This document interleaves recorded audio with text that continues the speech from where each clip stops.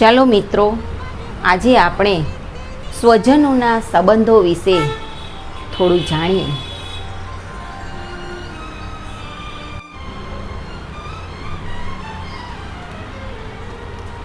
ગમા સાથે અણગમા પણ ગમાડી લઈએ, સુખની જેમ દુઃખમાં પણ હસી લઈએ.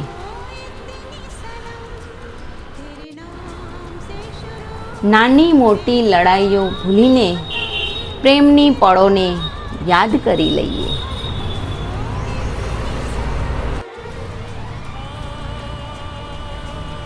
હું તુજમાં ને તું મુજમાં, ચાલને બસ આમ જ જીવી લઈએ.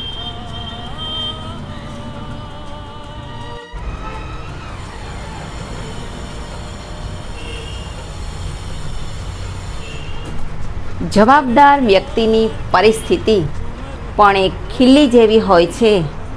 ભાર પણ ઊંચકવાનો અને હથોડા પણ સહન કરવાના.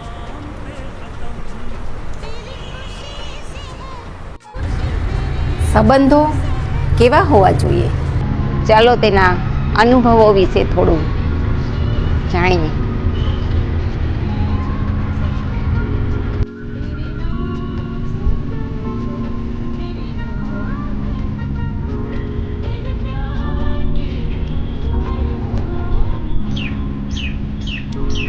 એક જ ભવમાં અનેક અનુભવ કરાવતી જિંદગી છે સાહેબ.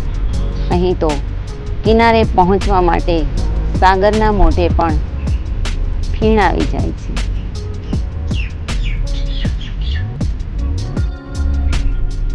જિંદગીની દરેક સવાર થોડી શરતો લઈને આવે છે અને જિંદગીની દરેક સાંજ થોડો અનુભવ આપી જાય છે.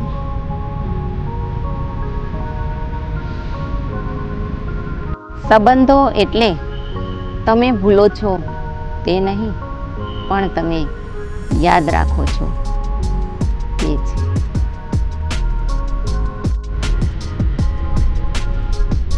સંબંધો એટલે સાંભળો છો તે નહીં, પણ સમજો છો તે છે.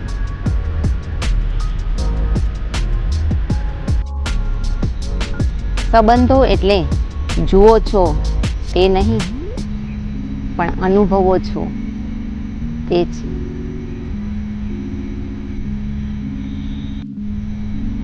સંબંધો એટલે જતું કરો છો તે નહીં, પણ જાળવી રાખો છો તે છે.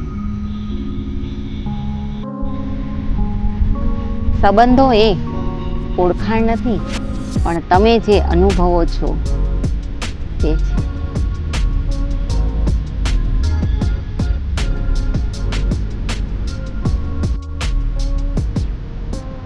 સાચા સંબંધો નિભાવવા માટે કોઈ શરતો કે વચનોની જરૂર નથી હોતી. બસ બે સારી વ્યક્તિ જોઈએ, એક નિભાવવા માટે અને બીજી તેને સમજવા માટે.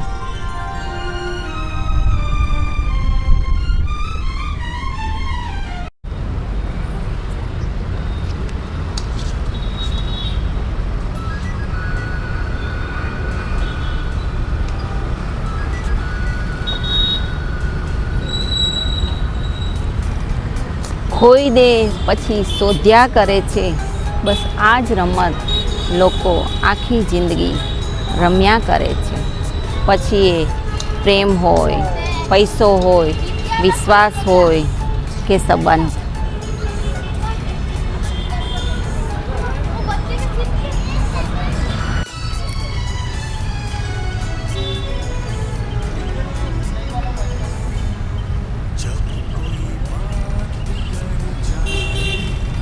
પૈસાથી કમાયેલી વસ્તુઓ કરતાં સ્વભાવથી કમાયેલા સંબંધો વધારે આનંદ આપે છે.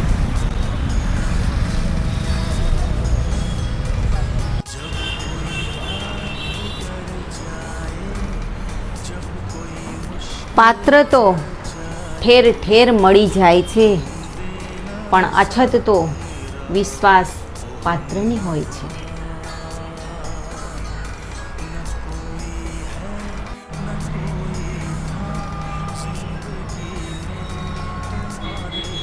સંબંધ એવા નિભાવવા કે તમારી સ્મૃતિમાં પણ સ્નેહનો સ્પર્શ હોય.